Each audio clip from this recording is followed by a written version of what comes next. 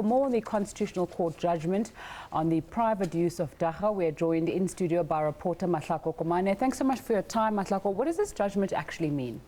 Well, it basically means now that nobody can knock in your house and come and arrest you because you're either growing the plant or you're using it or you're smoking it within your personal use. But obviously, certain things that one needs to take into consideration is the fact that you cannot smoke near a non-consenting adult, that's still illegal, or a child. And obviously it also spoke to the limitation of age as well, that children, this does not apply to children, this is only for adults. But it was quite the victory for people that are pro-Dagga and weed, people that use it, be it for medicinal uses or recreational purposes. We saw quite a reaction in the Constitutional Court as Justice Zondo was speaking. What was the reaction like among people in court and outside? Oh, very excited. I mean, he paused so many times because people were just so happy with the judgment as he was reading it.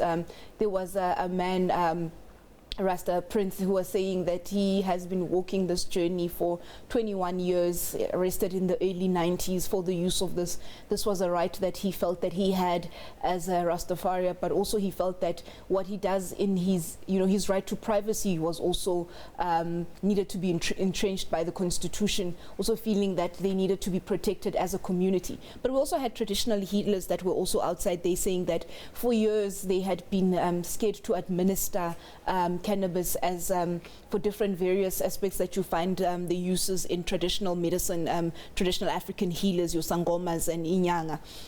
They also were saying that this also is just not a victory for the Rastafari community, but for African societies, people that believe in the healing properties of the herb.